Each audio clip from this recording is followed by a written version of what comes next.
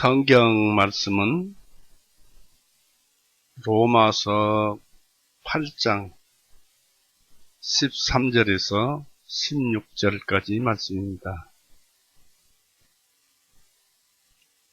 로마서 8장 13절에서 16절까지 말씀입니다. 같이 읽어보시겠습니다. 이는 만일 너희가 육신을 따라 살면 죽을 것이나 만일 너희가 성령님을 통하여 몸의 행실들을 억제하면 너희가 살기 때문이라. 누구든지 하나님의 영으로 인도하심을 받는 자들은 곧 하나님의 아들들이니라. 이는 너희가 다시 두려워하는 속박의 영을 받지 아니하였고 양자의 영을 받았기 때문이니, 이로써 우리가 아바 아버지라 부르느니라. 성령님께서 친히 우리의 영과 더불어 우리가 하나님의 자녀인 것을 증언하시나니, 만일 자녀이면 또한 상속자들 곧 하나님의 상속자들이요 그리스도와 함께한 공동상속자들이니, 만일 우리가 그분과 함께 고난을 당하는 것은 우리가 함께 영광도 받게 하려 함이니라. 기도하시겠습니다. 사랑이 많으신 하나님 아버지, 오늘도 여전히 은혜의 날을, 구원의 날을 베풀어 주심을 감사드립니다.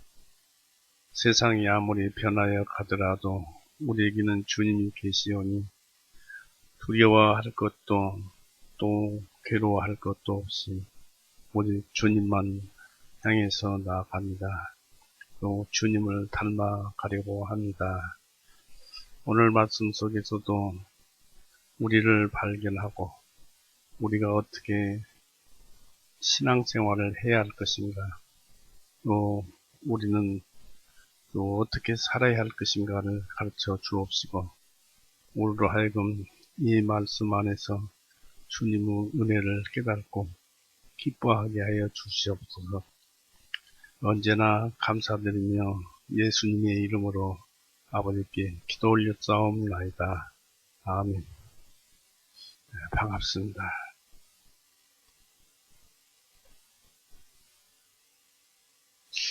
저 지난주의 말씀에서는 우리가 이제 중요한 것을 말씀을 드렸습니다만은, 심히 사악한 것은 사람의 마음이라, 사람의 양심이라고 우리가 말씀을 드렸고, 또 심히 사악한 것은 바로 본성, 양심에서 모든 마음이 나오고, 뭐 이런 분별력, 이성, 지성까지도 마음에서, 양심에서 나오는 것인데, 이것이 심히 사악하다라는 것을 예레미야 17장 9절, 10절로 말씀을 드렸습니다. 그래서 우리의 그 본질을 알아봤습니다마는, 믿음을 가진 자들의 또 본질은 무엇인가? 죄를 알아봤으면 구원을 받게 된 이후에 우리는 도대체 어떤 사람인가? 그냥 양심에 머물러 있는 것인지, 또는 어떤 것이 또 있는 것인지, 오늘 그런 것도 들어보면서 성경 말씀에서 여러 가지를 찾아보겠습니다. 이 13절에 보니까, 이는 만일 너희가 육신을 따라 살면 죽을 것이나 만일 너희가 성령님을 통하여 몸의 행실들을 억제하면 너희가 살기 때문이라 했습니다. 여기에서 몸의 행실들을 옳게 한다든지 선하게 한다든지 라는 말씀이 들어가 있어야 하는데, 억제하면 그랬습니다. 그러니까 사람들은 이 몸의 행실들을 억제하기가 참 쉽지는 않다라는 것은 이 말씀 속에서 알아들을 수가 있겠죠. 이 말씀에는 생명과 이 죽음이 있어요. 너희가 육신을 따라 살면 죽을 것이나 성령님을 통하여 업무 행실 일들을 억제하면 너희가 살기 때문이라 해서 생명과 죽음 그리고 축복과 저주가 제시되어 있습니다. 육신을 기쁘게 하고 만족시켜주고 종살이한 결과는 영원히 죽는 것입니다. 죄인은 육신이 죽으면은 영혼의 파멸로 이어지고 이 죽음은 영혼의 죽음이고 또 진정한 죽음입니다. 그러나 성도들의 죽음은 예수 모실 때까지 잠자는 죽음에 불과하고 예수님께서 다시 이 세상에 다시 오실 때 부활된 육신이 부활해서 이 부활된 육신과 영의 결합으로 이제 천국으로 가서 영원히 살게 되는 것입니다. 이러한 삶이 진정한 삶이요 행복으로 어쩔 줄 몰라 하는 삶입니다. 너희가 성령과 함께 타락한 육체와 그 속에 죄의 본성이 깃들어 있어서 이미 사형 판결을 받은 현재의 몸의 행실을 억제하면 그렇습니다. 우리 육신은 이미 사형 판결을 받아서 어느 땐가 하나님의 정한 때가 되면 죽도록 되어 있습니다. 그래서 억제하면 육체의 모든 정욕과 집착을 억누르고 육체를 기쁘게 하거나 달래는 일을 거부하면서 이런 일도 이 성경을 통해서 그렇게 하면 육체가 죽은 후에 주님 재림 시에 그 육체가 부활하여 영과 결합하고 또 그래서 영원히 사는 것이다라는 것을 말을 합니다. 그래서 우리는 죽는 것이 아니고 또 이 육신도 죽는 것이 아닙니다. 영의 세계, 천국의 세계에 알맞는 육신으로 이 영적인 육신으로 부활해서 천국에서 살게 된 것입니다. 그러나 육체가 이 땅에 살아있을 때 육신을 억누르는 일을 그 성령께서 우리 속에서 역사하여 이루어주시지 않으면은 우리는 독자적으로 육체의 정욕을 억누를 수 없는 것입니다. 마찬가지로 우리의 노력이 없으면 성령님께서도 우리에게 힘을 주시지 않습니다. 갈라디아서 5장을 보세요.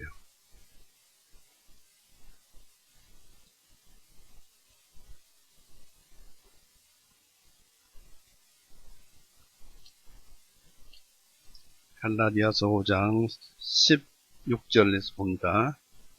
내가 이것을 말하노니 성령님을 따라서 행하라. 그리하면 너희가 육신의 정욕을 이루지 아니하리라. 이는 육신은 성령님을 거슬러 욕심을 부리고 성령님은 육신을 거스르기 때문이니 이 둘이 서로 대적함으로 너희가 하려는 것을 하지 못하게 하려 함이니라. 그러나 만일 너희가 성령님의 인도하심을 받으면 너희는 율법 아래 있지 아니하니라 했습니다. 이 성령님의 인도하심을 받아야만이 우리가 하나님의 일, 신앙생활을 옳게 할 수 있다는 것입니다. 즉 성령님께서 힘을 주시지 않으면 안 된다는 것입니다. 여기서도 보니까 성령님을 따라라. 성령님께서 힘을 주실 것이다 라는 말씀입니다. 한마디로 우리는 삶이 진퇴양난에 처해 있습니다. 육신을 따라서 살 때가 좀 있고 성경 말씀을 따라서 살 때도 있고 그런데 우리는 생각 없이 살지요. 그런데 이렇게 살까 저렇게 살까 걱정이라도 해보고 생각을 해보고 살아야 할 것입니다. 이 육신에 의해서 내가 육신에게 질 때도 있고 이길 때도 있습니다. 그러나 우리가 진다고 해서 낙심할 필요는 없습니다. 우리는 주님으로 인해서 이긴 자들이기 때문입니다. 비록 신앙생활을 하면서 죄에 넘어지거나 친다 하더라도 우리는 그런 것에 염려하지 말고 예수님께 다시 되돌아가면 되는 것입니다. 많이 찾아보는 말씀입니다만 로마서 7장 23절 보세요. 바로 한 장 넘기면 7장 23절. 내 지체 속에 있는 한 다른 법이 내 마음의 법과 싸워 나를 내 지체 속에 있는 죄의 법에게로 사로잡아가는 것을 내가 보기 때문이로다. 이제 죄의 법, 욕심, 욕망의 정욕이죠. 오라 나는 공고한 사람이로다. 이 사망의 몸에서 누가 나를 건져내리요. 예수 그리스도 우리 주님을 통하여 내가 하나님께 감사하노라. 그런즉 내 자신이 마음으로는 하나님의 법을 섬기되 육신으로는 죄의 법을 섬기노라. 여기서 마음으로는 하나님의 법을 섬기되 육신으로는 죄의 법을 섬기노라. 이것은 구원받은 사람의 마음입니다. 거듭나지 못한 사람은 마음으로 하나님의 법을 섬길 수가 없습니다. 그 다음에 로마서 8장 1절에 그러므로 이제 그리스도 예수님 안에 있는 자들에게는 결코 정죄함이 없나니, 우리가 설령 구원받은 성도들이 설령 혹간 죄를 질지라도 예수님 안에 있는 자들에게는 결코 정죄함이 없나니, 예수님께서 2000년 전에 그 죄도 다 짊어지고 가셨기 때문에 그렇습니다. 이들은 육신을 따라 행하지 않냐고 오히려 성령님을 따르느니라. 그래서 감사해서 성령님을 따르는 거예요. 이는 그리스도 예수님 안에 있는 생명의 성령의 법이 나를 죄와 사망의 법에서 자유롭게 하였기 때문이라. 비록 실수해서 죄를 지어도 믿음 안에 들어가면은 성령 법이 모든 죄를 용서해 놓으셨다는 그 말씀이 나를 죄와 사망의 법에서 자유롭게 하기 때문이다. 그 이유는 3절에 이는 율법이 육신을 통해서는 연약하여 할 수 없었기 때문에 하나님께서는 자신의 아들을 죄 있는 육신의 모양으로 보내시고 또 죄를 인하여 그 육신 안에 죄를 정죄하셨나니.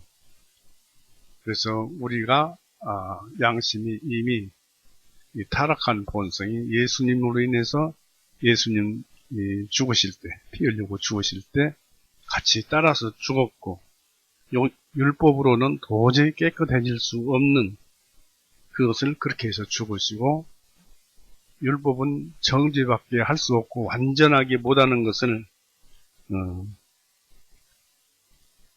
죄 지으면 죄 지었다고 알려주는 그 일만 하는 것을 예수님께서는 자기 몸으로 폐해버리셨어요. 율법이 폐해져서 우리와는 상관이 없는 율법이 되었지만 율법에 그 고수하고 저주하는 그 법이 폐해진 것이지, 율법이 이것을 행하라 저것을 행하라 해서 행하는 것은 선이요 하지 말라는 것은 악이다라는 그 기준은 이 세상 끝날까지 살아있다는 것입니다. 그래서 우리는 그것을 율법을 예수님께서 몸으로 폐했다 해서 버려서는 안 됩니다. 왜냐하면 사랑은 율법에 대한 순종의 적극적인 원리가 사랑입니다. 사랑은 율법만 보면 그저 율법을 행하고 싶은 것이 사랑입니다.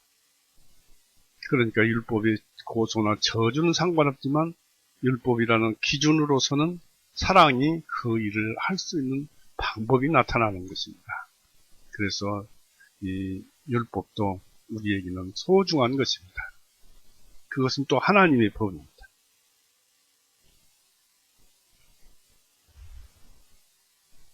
그래서 우리는 이런 예수님의 한없는 은혜에 대해서 깊이 생각해보고 감사하고 그런 생각을 가져야 할 것입니다.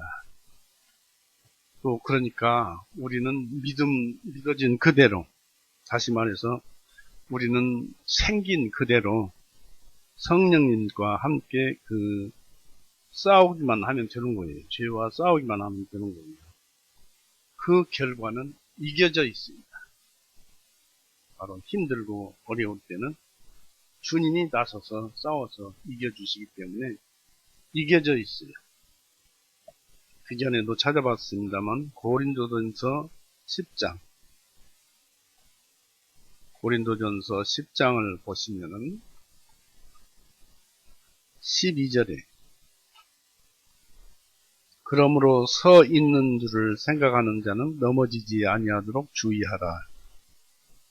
사람이 감당할 수 있는 유혹 외에는 너희가 당한 것이 없나니 이 육신은 어쩔 수 없이 먹고 입고 자야 하니까 그런 것 외에는 너희가 당한 것이 없나니 오직 하나님께서는 신실하셔서 너희가 감당하지 못할 유혹을 허락하지 아니하시고 이 말씀이 얼마나 힘이 됩니까? 너희가 감당하지 못할 유혹을 허락하지 아니하시고 유혹을 당할 때에 피할 길을 마련하셔서 너희로 하여금 능히 그것을 감당하게 하시느니라. 그러므로 나의 지극히 사랑하는 자들아 우상 숭배를 피하라. 이렇게 다 피하게 하고 감당하게 하시는데 거기에 그렇게 그런 은혜를 혜택을 받으려면 우상 숭배를 피하라. 우리가 욕심내는 것, 우리가 하고자 하는 것, 그 뒤에는 바로 우상이 숨어 있어요. 마귀가 숨어 있어요. 우리가 죄를 지으면 죄를 지켜야 하는 자가 마귀입니다. 바로 좋아하는 것을, 욕심이 좋아하는 것을 행하게 되면 그 좋아하게 하는 그 자체가 우상이기도 하지만은 그 뒤에는 마귀가 있어요. 신명기 32장 보세요.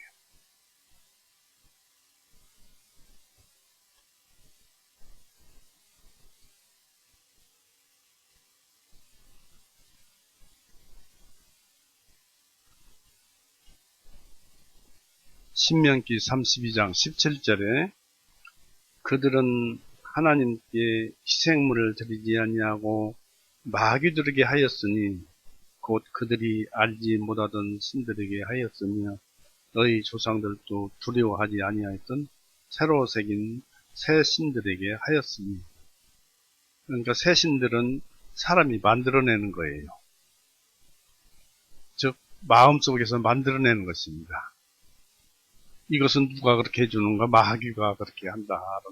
결국 마귀는 사람이 하나님께 죄를 범하는 것을 즐거워합니다.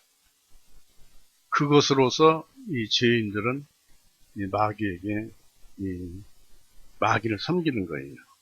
그래서 우리는 그런 것을 하지 말아야겠습니다. 그럼 그렇게 되면은 어떻게 될까요?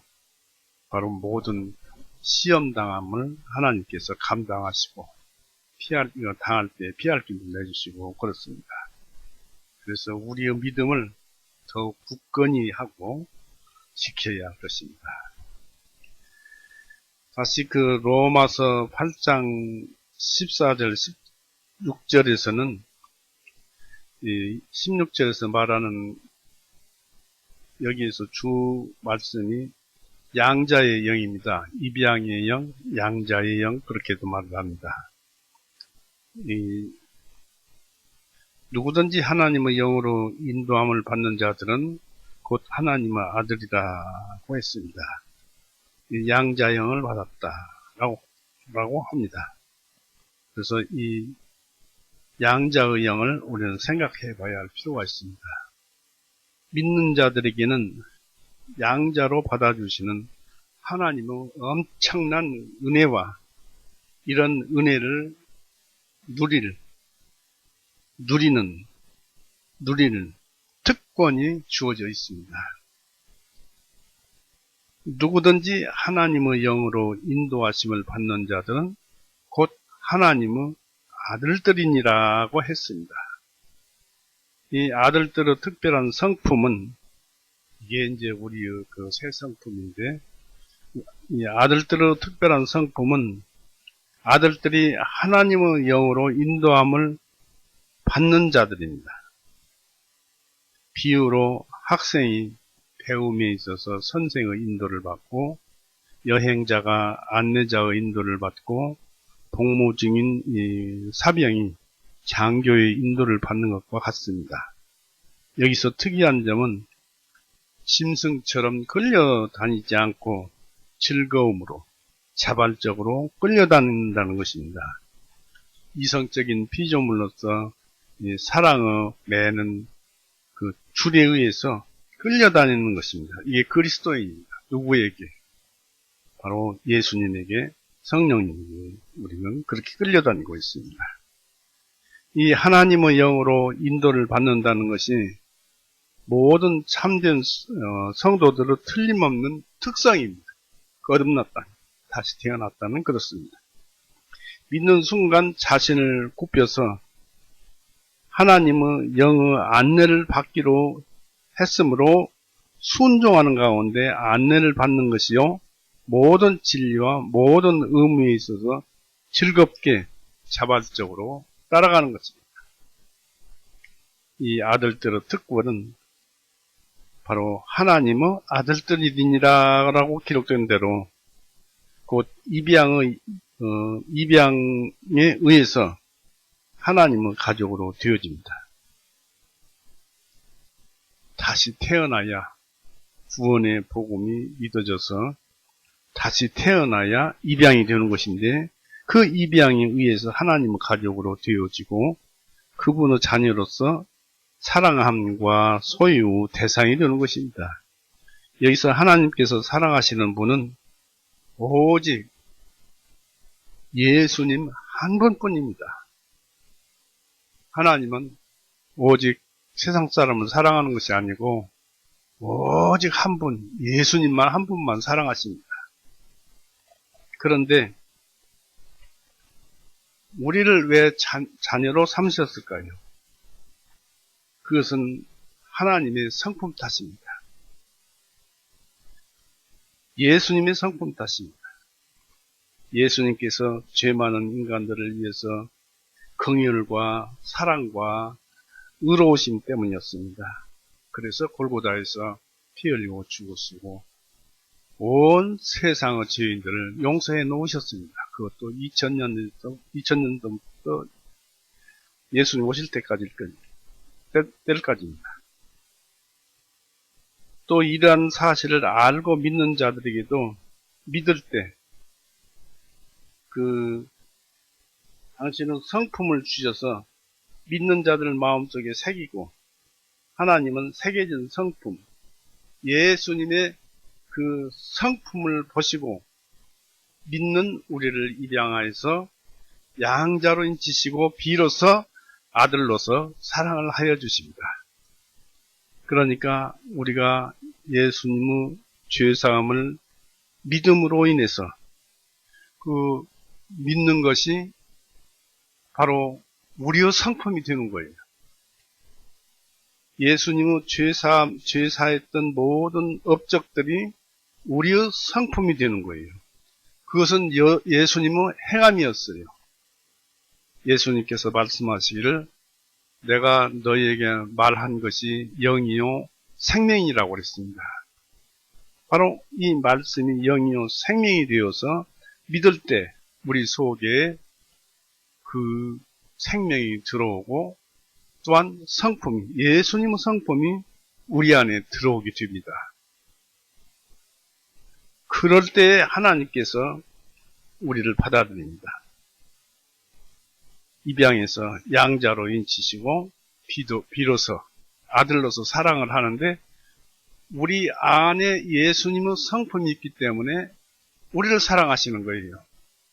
그러니까 거듭난 형제 자매님들 속에는 모두 다 예수님이 계세요.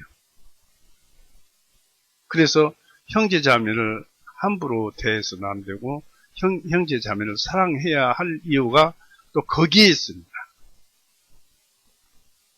각자 안에 들어와 있는 예수님의 성품, 예수님의 인격, 하나님은 그것을 보시고 아들처럼 아들처럼 인정하고 인쳐지고 사랑하시는 거예요. 예수님처럼 거듭난 믿는 자들, 다시 태어난 자들을 사랑을 해주시는 것입니다. 그래서 예수님이 얼마나 고귀한 분인지 알아야 합니다. 이 하나님의 아들이 된 자들에게는 양자라는 새로운 본성도 주어집니다. 그 영은 아들들 속에서 자녀로서 성품을 기르고 있습니다. 15절에 보시면은 너희는 다시 두려워하는 속박의 영을 받지 아니하였고 했습니다. 첫째, 이 속박의 영 속에 살던 자들은 구약시대죠. 흑암과 공포로 인해서 두려워하던 구약시대 교회입니다. 그리고 고린도 후서 3장에 나온 휘장은 모세 얼굴을 가렸었죠. 그 휘장은 속박을 의미했습니다. 그 당시는 입양의 영이 오늘날처럼 풍성하게 내려지지는 않았습니다. 오늘날은 주님은 영이시니 주님의 영께서 계신 곳에는 자유함이 있느니라고 고린도후서 3장 17절에 기록을 하였습니다. 주님의 영께서 계신 곳에는 자유함이 있느니라. 우리가 주님의 영 안에 주님의 영이 나의 새로운 본성이 되어서 내 안에 있다는 말입니다.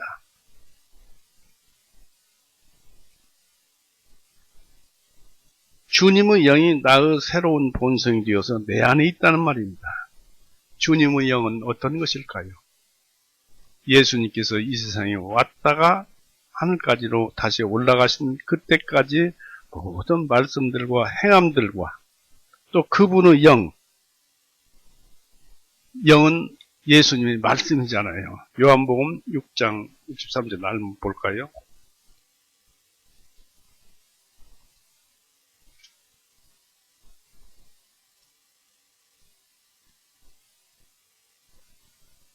모든 말은 의미를 가지고 있는데요. 6장 63절에 살리는 그것은 영이니 육신은 전혀 무익하니라. 내가 너희에게 말한 그 말씀들이 곧 성령님이요 영이요 성령님이요 그것들이 생명이라 했습니다. 얘는 이제 영이 그 다른 성경에는 영이라고 했습니다. 너희에게 말한 그 말씀들이 곧 영이요 그것들이 생명이다. 성령님이 또 맞습니다.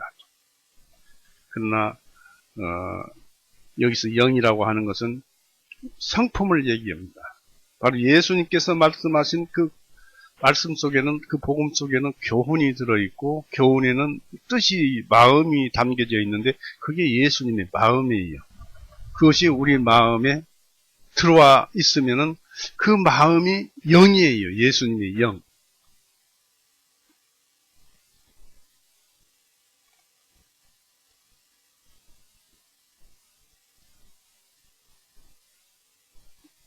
이 주님의 영이 그래서 우리 마음 안에 주님의 말씀이 주님의 마음이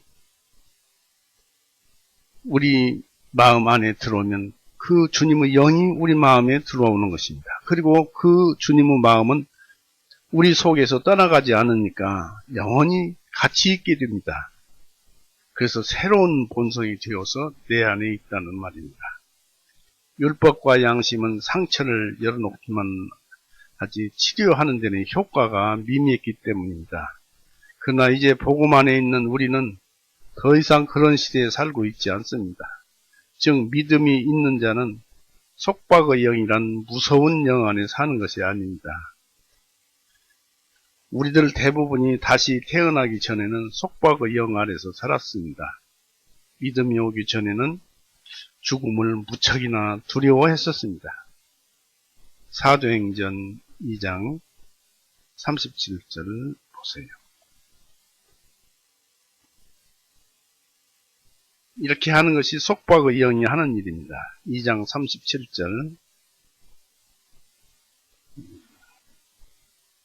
이제 그들이 이 말을 사도행전 2장 37절 이제 그들이 이 말을 듣고 마음에 찔림을 받으라. 베드로와 나머지 사도들에게 말하기를 여러분 형제들이여 우리가 무엇을 하리까? 찔림을 받다는 것은 속박의 영으로부터 속박을 받고 구속을 받기 때문에 이 마음이 움직여서 베드로에게 형제들이여 우리가 무엇을 하리까 했던 것입니다.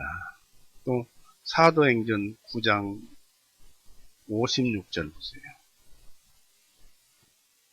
사도행전 9장 5절에서 6절 그가 말씀드리기를 이건 바울에 관한 얘기인데 그가 말씀드리기를 주님 당신은 누구십니까 하며 주님께서 말씀드리기를 나는 네가 핍박하는 예수니라 가서 가시채찍을 걷어차는 그것이 네게 고통이니라 하시니 그가 떨며 심히 놀라 말씀드리기를 주님은 내가 무엇을 하기를 원하나이까 하며 주님께서 그에게 말씀하시기를 일어나 성읍으로 들어가라 했는데 여기에서 이 사도 바울이 예수님이 나타나서 나를 하고 있는데 그 핍박하는 것이 가시채찍을 걷어차는 그것이다. 내게 고통이라는 것입니다. 나를 핍박하는 것이. 그러니까 그렇게 실상은 예수님이고 예수님은 영인데 예수님은 영이 바로 이 성령님으로 표현되어 있고 그 성령님이 이 바울을 압박하고 있어요. 그리고 구속하고 그에게 잘못을 가르쳐주고 있습니다. 바로 이럴 때 성령님은 속박의 영이 되는 것입니다.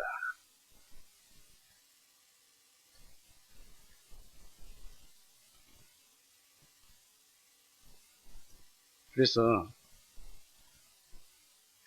이 성령님이 우리를 구원받기 전에는 속박의 영으로 나타나서 이 고통도 많이 주고 괴로움도 많이 주었지만 지금은 그렇지 않습니다. 성도들에게는 지나간 얘기입니다.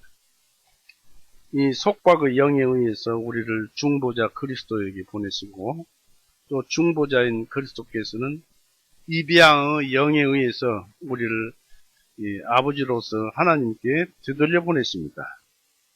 하나님의 자녀는 속박의 두려움을 다시 맛보고 자신의 아들됨을 의문시할지 모르지만 복되신 성령님께서는 다시는 더 이상 속박의 영이 아닙니다.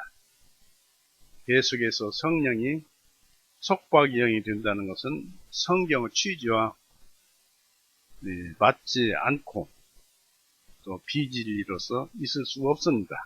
왜냐하면 구원받은 자에게는 속박의 영이 될 수가 없다는 얘기입니다. 15절 하반절 보십시오. 로마서 8장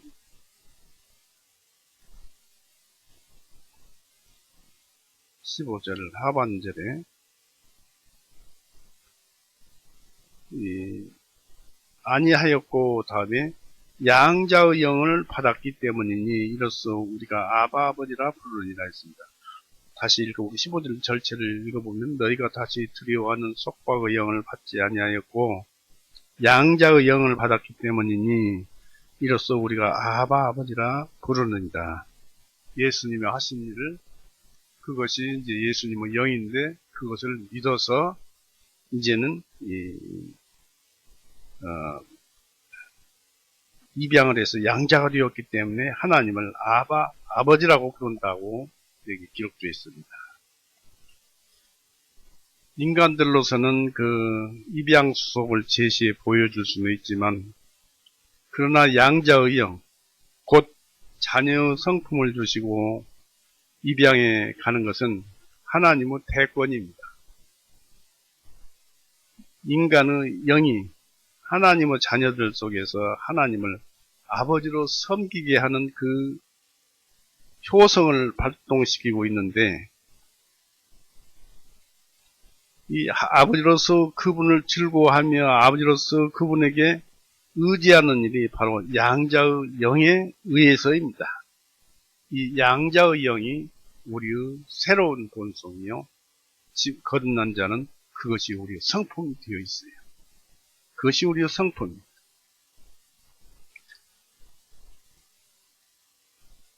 그래서 이 자녀가 아버지를 닮듯이 성화된 자녀는 하나님을 닮아갑니다. 그러기에 아바 아버지라 부르느니라고 하였습니다. 이것은 간절한 마음뿐만 아니라 오랫동안 찾지 못했던 혈육의 아버지를 찾은 것처럼 감동적인 마음뿐만 아니라 언제나 버팀목 되신 하나님 아버지 계심을 감사하며 마음 놓고 찬송하는 부르짖음인 것입니다. 아바 아버지. 따라서 성령께서는 우리에게 하나님 아버지가 살아계심을 항상 감사하고 부르기를, 하나님을 부르는 것은 바로 기도입니다. 부르기를, 곧 기도할 것을 가르치고 있습니다. 아바 아버지.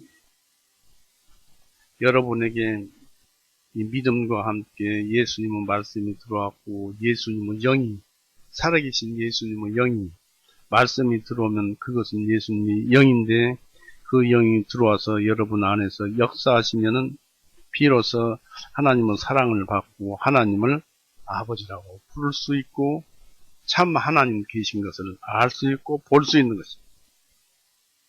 이 아버지라는 말에서 앞에 아바와 바로 이어지는 아버지, 이 뜻이 달라요. 앞에 아바는 아버지라는 아버지 또는 나의 아버지라는 그 시리아 또는 아람어의 말입니다. 뒤의 아버지는 히브리어로서 아버지라는 뜻입니다. 두 나라 말이 함께 쓰여지고 있습니다. 아바 아버지라고. 그래서 우리도 하나님을 아바 아버지라고 해야 합니다. 그래야 할 이유는 우리가 예수님을 닮아가니까 예수님께서 기도하실 때 아바 아버지여라고 말씀하셨기 때문입니다. 마가복음 14장.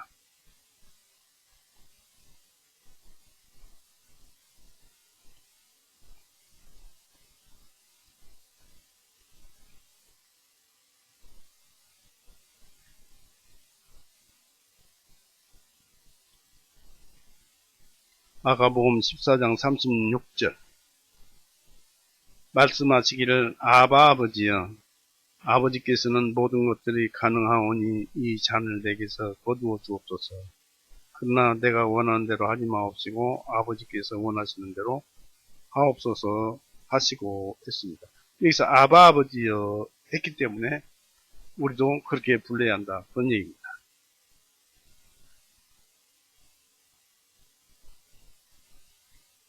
우리가 이렇게 그렇게 해야 할 이유가 있어요. 그래야 할 이유는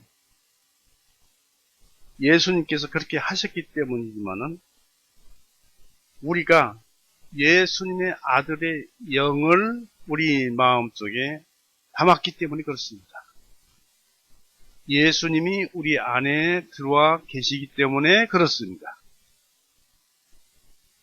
예수 그리스도의 영을 새로운 본성으로 물려받아서 예수님의 영이 나와 하나가 되었어요. 예수님의 영이, 본성이 나의 영, 양심을 지배하고 양심 안에서 새로운 본성이 되어서 나와 하나가 되어서 이제 나는 예수님의 그 영의 지시를 받고 교훈을 받고 그것에 따라서 사는 사람이 되었어요. 양심은 타락한 본성입니다만은 타락한 본성을 예수님께서 골고다에서 피 흘려 죽으실 때 그 타락한 본성을 죽이고 순수한 양심의 선함은 있지만은 그것을 활발스럽게 활동시킬 수 있는 예수님의 영, 바로 이 새로운 본성, 예수 그리스도의 영, 성품이 우리 마음 안에 들어와서 나와 결합돼서 내가 되어버렸어요. 그래서 하늘 천국을 가는 거예요. 새로운 사람이 되었어.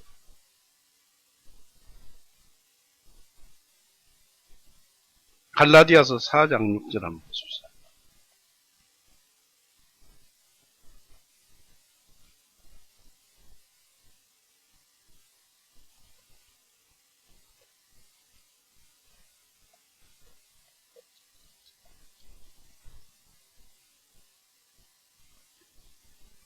이런 뜻이 잘 이해가 안 가면 믿음이 본성이라고 하면 됩니다.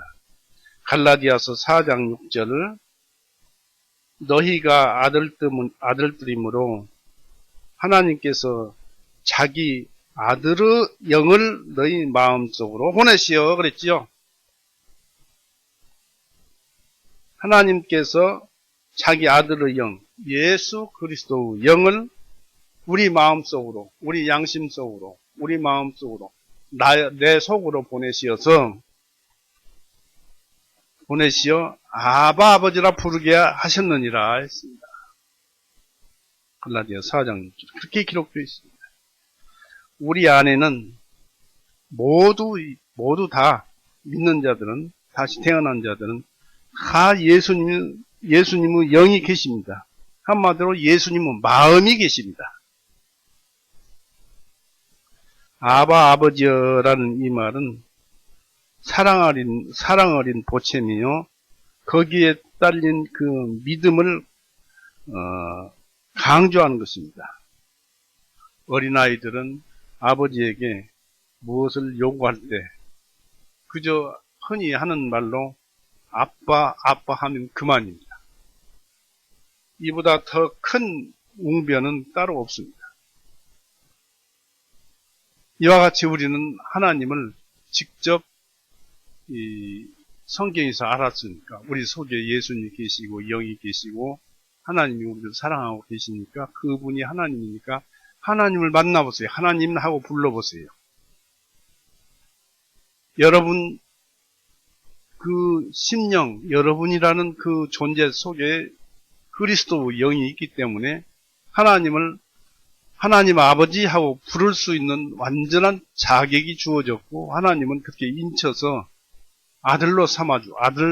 자녀로 삼아주었어요. 그렇기 때문에 하나님 부르면 하나님과 대화할 수 있다 이것입니다.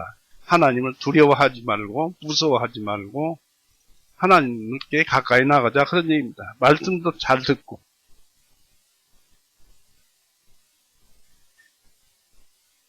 애들은 아빠 하면 됩니다.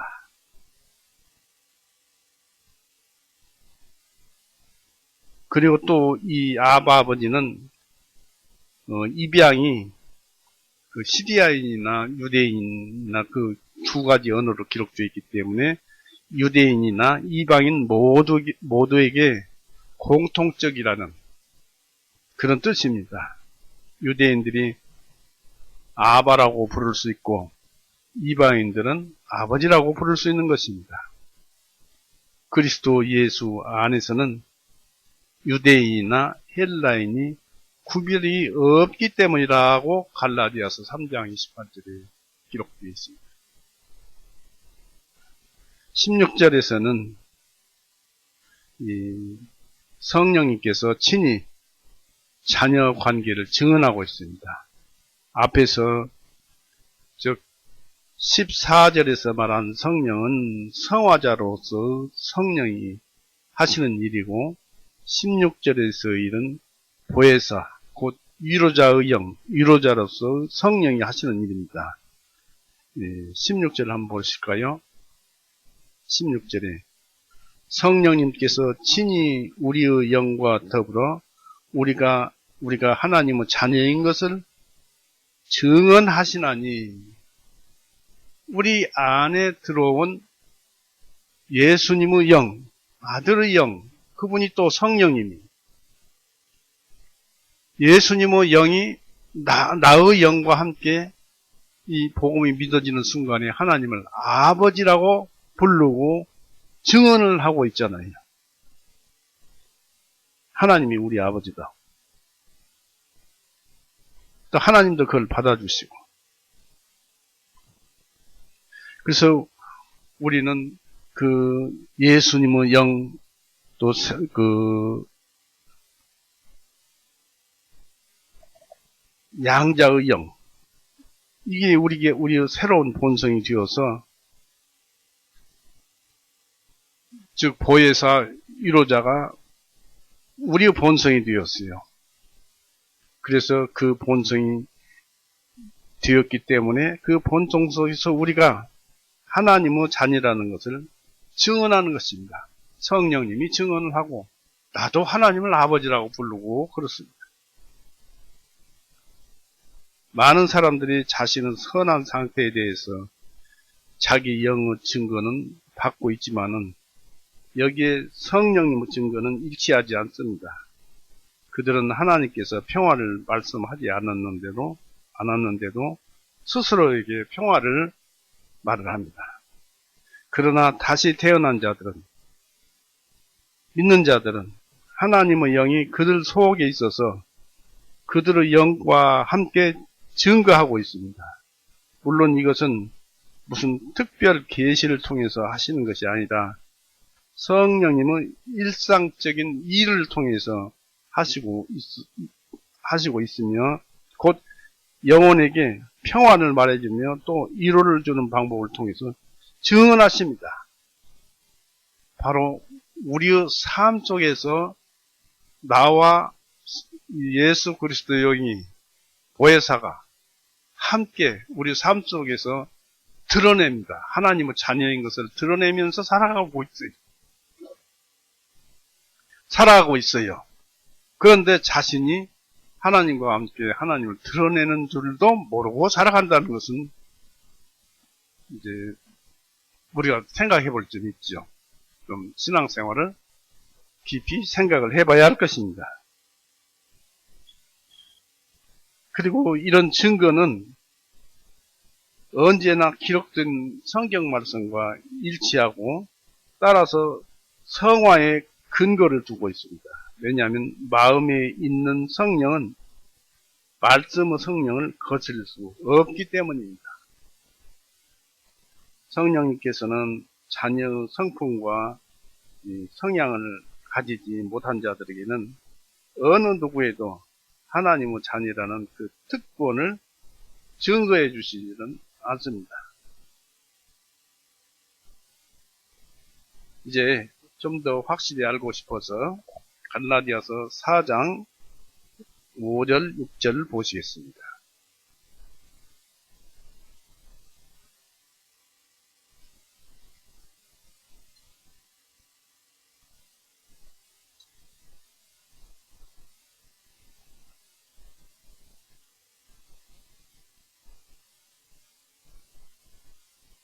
갈라디아서 4장 5절, 6절. 율법 아래에 있는 자들을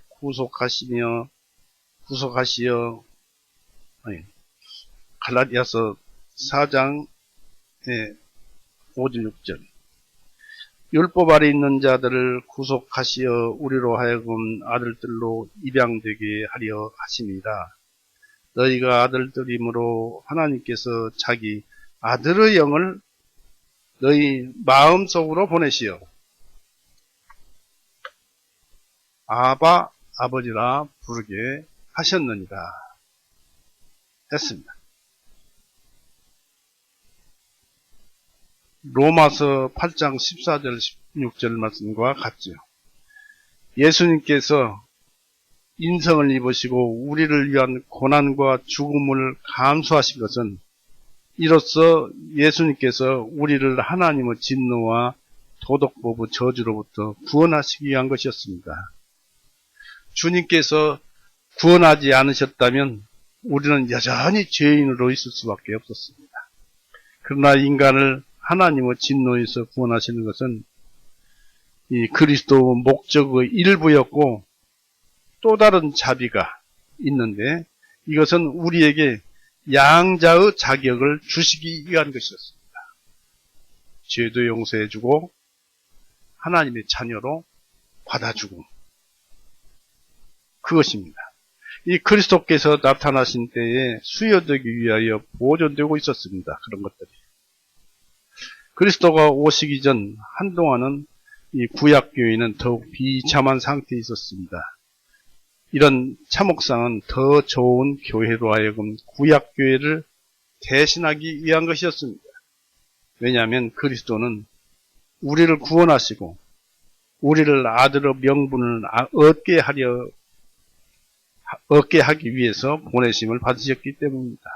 즉 우리를 더 이상 종으로 취급되지 않고 성장한 아들로서 대우하시기 위해서 보냄을 받으신 것입니다. 그들이 후견인과 청지기 아래에 있었던 때보다 더 큰 자유가 주어지고 더욱 폭넓은 특권이 그들에게 주어지게 하시기 위해서 그리스도는 보냄을 받으신 것입니다. 사도 바울의 모든 논리의 전개는 우리로 하여금 이 양자됨의 특권을 알게 하시기 위해서 이루어진 것이었습니다. 본문에는 그렇습니다. 물론 바울이 말하고자 한 양자의 특권은 복음서가 자주 이 그리스도를 믿는 자들에게 주어질 특권으로서 말한 은혜로운 양자 선택을 의미하는 것으로 이해할 수가 있겠습니다. 이스라엘은 하나님의 아들 곧 당신의 장남이었습니다. 본래 로마서 9장 4절 보세요.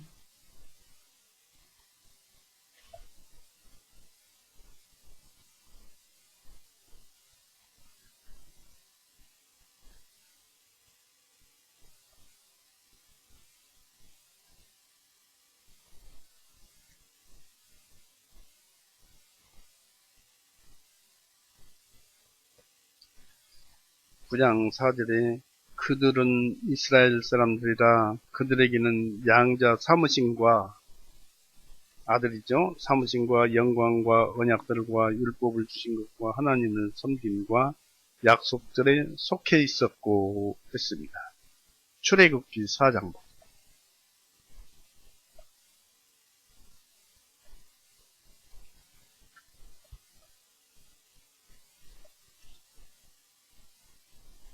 출애굽기 4장 20절에서 봅니다. 20절에서 24절까지로 읽어보면 모세가 자기 아내와 자기 아들들을 인도하여 나귀 위에 태워 이집트 땅으로 돌아갔더라. 모세가 그 손에 하나님의 지팡이를 잡았더라. 주님께서 모세에게 말씀하시기를 내가 이집트로 돌아가거든 내가 네 손에 준 그 모든 이적들을 파라오 앞에서 다 보여 알게 하라. 그러나 내가 그의 마음을 강팍하게 할 것인즉 그가 그 백성을 가게 하지 아니하리라. 너는 파라오에게 말하기를 주님께서 이같이 말씀하시니 이스라엘은 내 아들 곧 나의 처음 난 아들이라 했습니다. 아들로 하나님께서는 이 이스라엘을 아들이라고 불러주셨던 것입니다. 그 외에 이제 다른 성경 구절에서도 많이 나옵니다. 그러나 이제 복음 말에서는 믿는 자는 각 개인마다 양자됨을, 아들됨을 얻을 수 있게 되었습니다. 이 양자됨의 상징과 증거로서 그들은 함께 그들로 양자의 영을 받았습니다. 이 성령은 바로 여러분이 받은 양자의 영은 성령이에요. 예수 그리스도의 영이에요. 베드로전서 3장 보세요.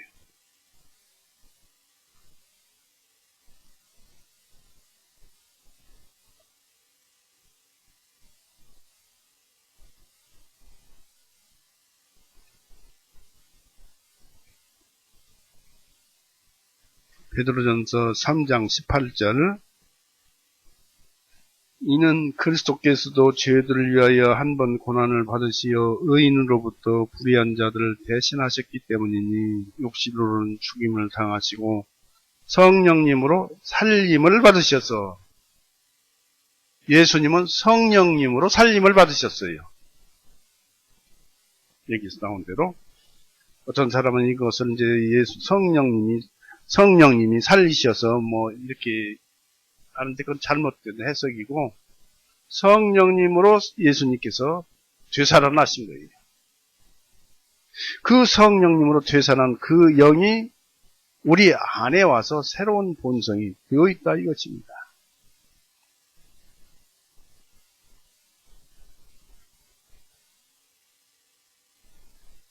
그래서 이 성령은 그들에게 기도 사명을 의식하게 하고 기도를 통해서 하나님을 아버지로 바라볼 수 있게 해주신 분이십니다. 그래서 우리는 하나님을 아버지라고 해도 당당하고 떳떳하게 또 하나님으로부터 사랑과 칭찬을 받으면서 하나님을 아버지라고 부를 수 있는 것입니다. 그래서 갈라디아서 4장 6절에 너희가 아들들이므로 하나님께서 자기 아들의 영을, 그리스도의 영, 바로 성령을 너희 마음, 내 양심, 내 본성, 내 속으로 보내셔서 고소하고 저주하는 능력이 죽어버린 양심, 그 마음 또는 그 중심 안에 새 본성으로서, 새 생명으로서 자기 아들의 본성, 곧 말씀, 성령이 들어와서 우리의 새로운 본성이 되어서 이제 하나님을 아버지라 부르게 하셨다라는 얘기입니다. 그러니까 성경 말씀이 우리의 새 본성이 되었기 때문에 우리는 양심으로 죄를 짓는 것보다도 하나님 말씀을 어기는 것이 더 큰 죄가 되는 거예요. 물론 그렇다고 해서 지옥 가는 것은 아니지만은 이 말씀을 더 사랑하고 나가야 하는 것은, 사랑하고 신앙생활을 해나가야 하는 것입니다. 그래서 본문에 이르기를 너희가 아들들이므로 하나님께서 자기의 아들의 영, 예수 그리스도의 영, 성령을 너희 마음속으로 보내셔서 이것이 우리의 새로운 본성이요 새 생명입니다. 그래서 아버지라 부르게 하셨느니라고 하신 것입니다. 그리고 이에 근거해서 바울은 7절에 그러므로 너는 더 이상 종이 아니요 아들이니 만일 아들이면 그리스도를 통한 하나님의 상속자이라는 말로 바울의 논리를 종결지었습니다. 이제 아들들로서 하나님의 유업을 이을 자들이 되었다면 하늘의 유산을 상속받을 자격이 주어진 것입니다. 은혜를 받기만 하면 되는 거예요. 그러므로 로마서 8장 17절에서도 같은 논리를 전개하고 있습니다. 로마서 8장 17절에 만일 자녀이면 또한 상속자들 곧 하나님의 상속자들이요 그리스도와 함께한 공동 상속자들이니 만일 우리가 그분과 함께 고난을 당하는 것은 우리가 함께 영광도 받게 하려 함이니라 했습니다. 그래서 우리가 교회가 한 몸이잖아요. 성도들이 한 몸이고 예수님은 머리잖아요. 이런 모든 것으로 봐서 여러분의 본 성품은 이제 양심으로나 이 세상 일을 따지지 말라는 것입니다. 또 마음으로 세상 일을 살펴보고 따져서 행하지 말라는 것입니다. 오직 성령님에 의해서 움직이라는 것입니다. 그런 것에 대한 여러 말씀들이 기록되어 있어요. 바로 요한복음 1장 1장 4절에는 그분 안에는 예수님 안에는 생명이 있었으니 그 생명은 사람들을 빛이셨더라 했습니다. 이 빛이 무엇입니까? 바로 예수님께서 골고다에서 피 흘리고 죽으시고 모든 죄를 용서해 놓으신 그 자체가 빛이에요. 이게 사람들의 빛이었어요. 그 빛이 들어가면 생명을 얻는 것입니다.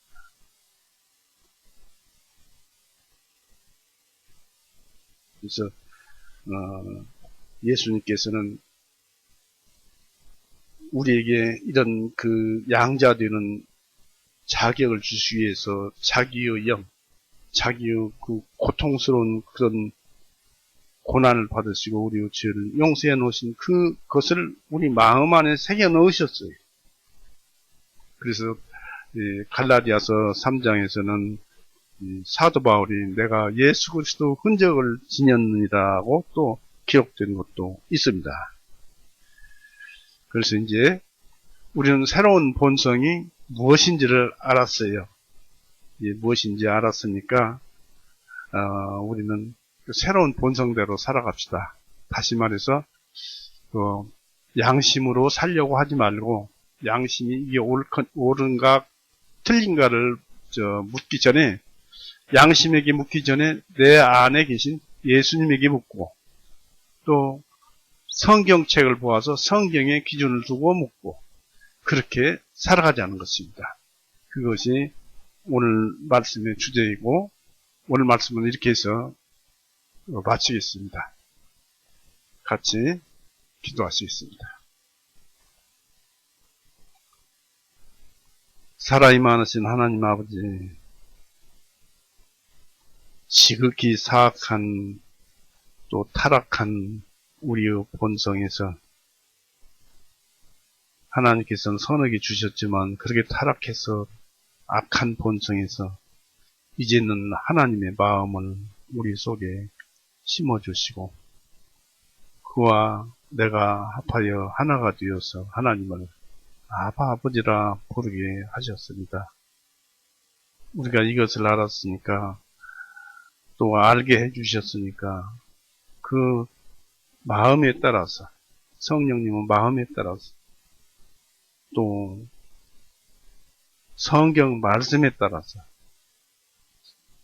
육신을 따라 살지 않고 성령님을 따라 사는 우리가 되도록 인도하여 주옵소서.